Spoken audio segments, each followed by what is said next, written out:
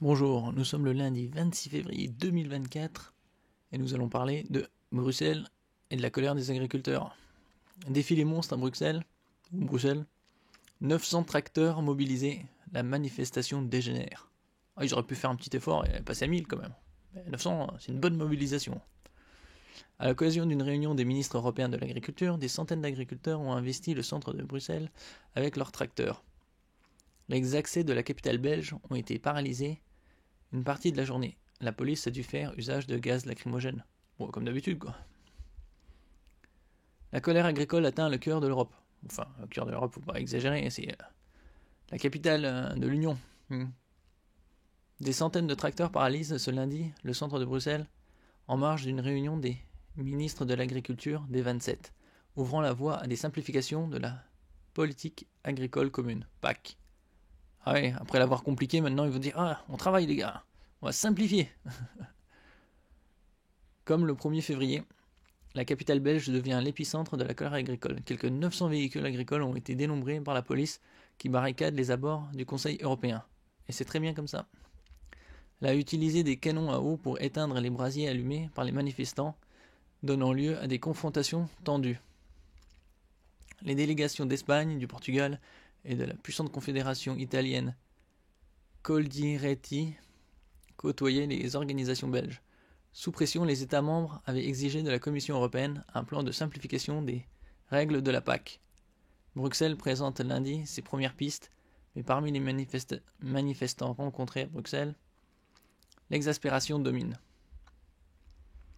Oui, donc c'est pour dire qu'ils travaillent à fond. Ils font tout un foin pour faire des réglementations strictes et à rallonge. Et puis finalement ils disent ah c'est trop compliqué. Ouais, on va travailler pour simplifier. On travaille. Comme s'ils ne pouvaient pas purger leurs règles inutiles ou faire une règle commune mais base mais assez simpliste. Nous protestons depuis des mois. Ils n'arrêtent pas de tergiverser. Rien ne se passe. S'agace Marieke van de Viver, qui travaille dans l'exploitation familiale, pourfendant la folie réglementaire. On doit payer pour le cheval qui fait du crottin. Le pack vert nous ordonne comment gérer le crottin. Où il va, c'est totalement ahurissant, soupire-t-elle. Tellement de bureaucratie qu'on ne peut pas continuer à produire. Ah oui, de toute façon, la bureaucratie, c'est pour les bureaucrates. Le travail agricole, c'est pour les agriculteurs. Il faut une politique garantissant la rentabilité, le changement de génération. Et nous n'avons aucun contrôle sur les importations venant des pays tiers. Oui, mais normalement, ça, c'est les importations, et le contrôle de ces importations, c'est l'Union européenne qui doit faire son boulot. Abandonne Adoración Blanque des jeunes agriculteurs espagnols. Là, on a quelques images, les agriculteurs en colère face à la police.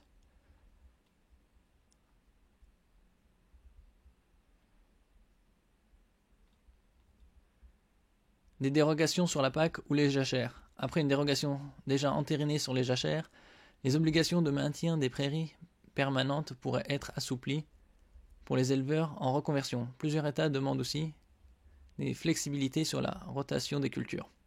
Une tolérance serait accordée aux agriculteurs ne respectant pas les critères de la PAC en raison d'épisodes climatiques. Mais ces règles sont faites pour faire du texte. C'est pour que les bureaucrates aient du travail. Pour dire, regardez comment on a bien planché sur tout ça là.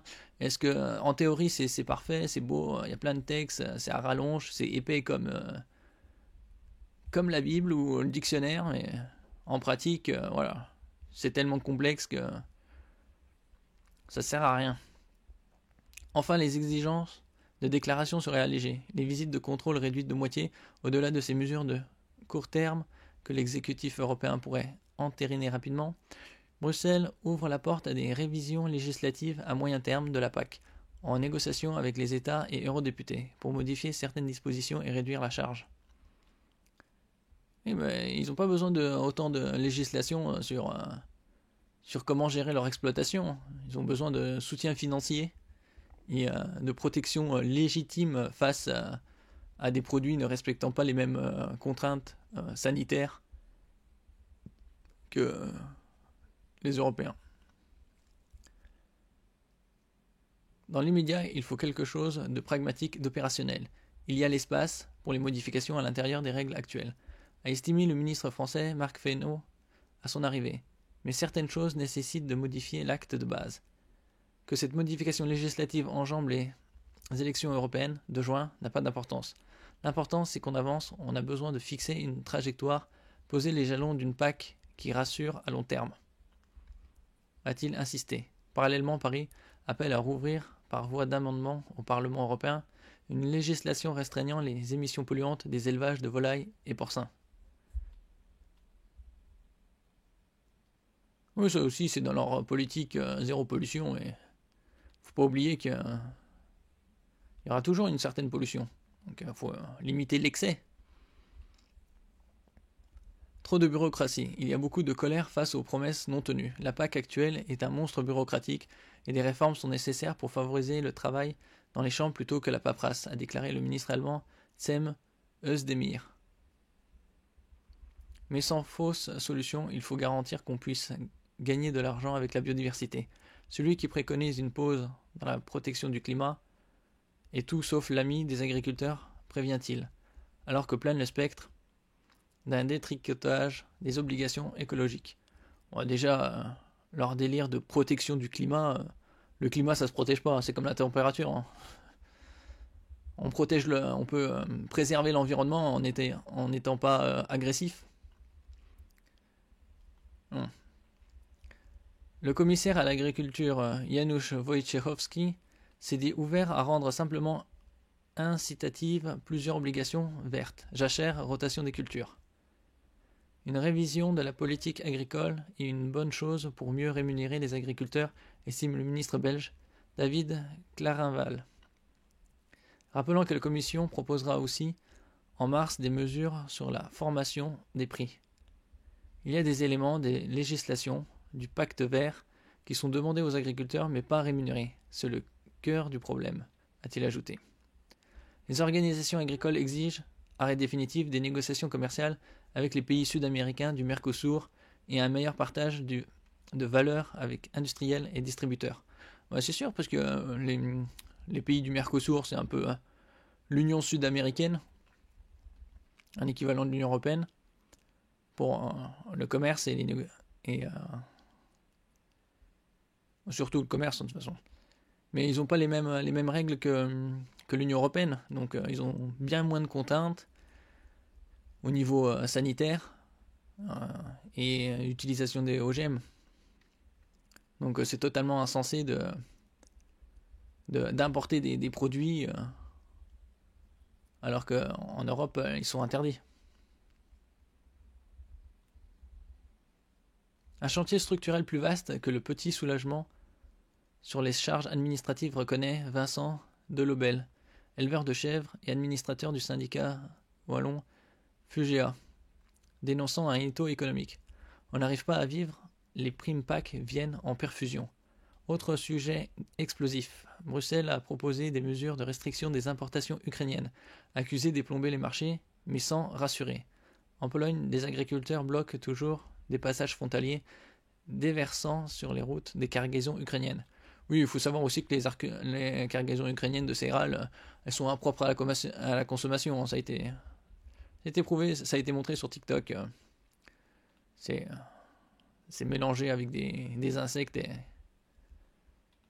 et ça respecte pas du tout les normes d'hygiène.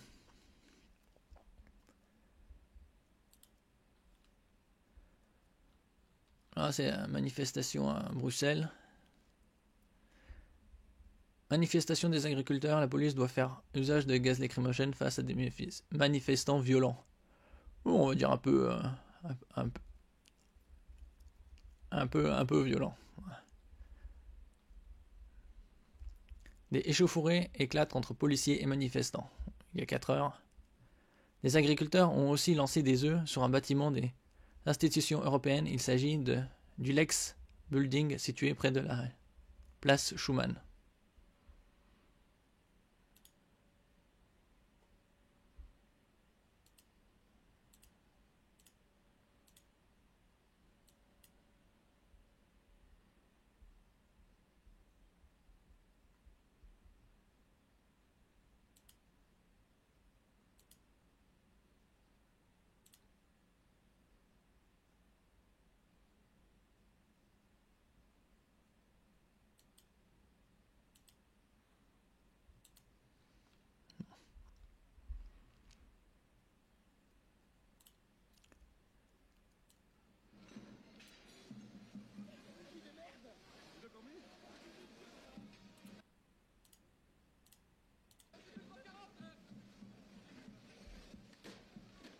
peu d'activité physique.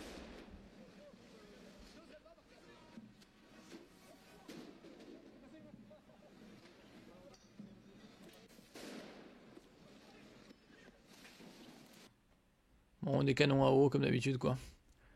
Situation chaotique à Bruxelles, des agriculteurs projettent de la paille sur les policiers.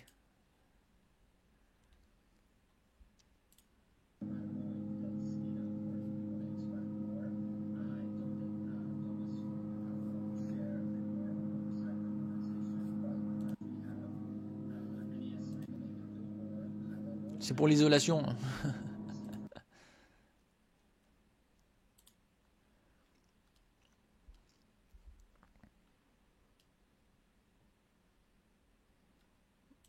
Ah, il y a un autre point de vue ici.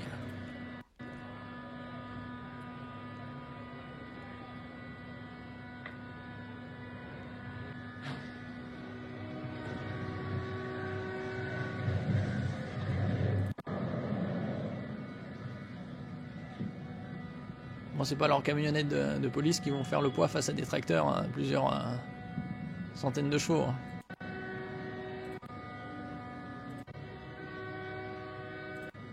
Bon.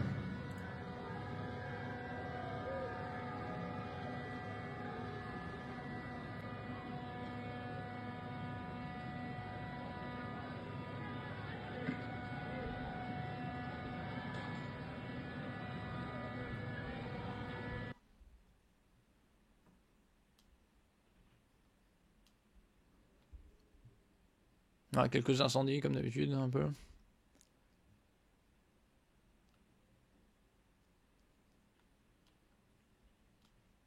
Oui, parce que c'est normal qu'ils sont à Bruxelles, puisque c'est là où se tiennent les décisions bureaucratiques fixant toutes ces normes et législations, comme je disais, épaisses comme des dictionnaires.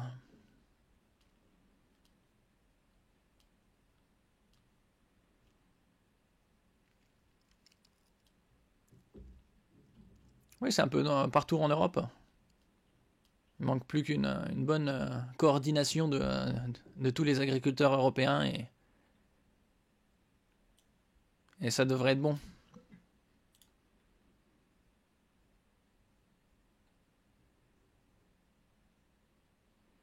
Les tracteurs sont de retour à Bruxelles à l'occasion de la réunion des ministres européens de l'agriculture.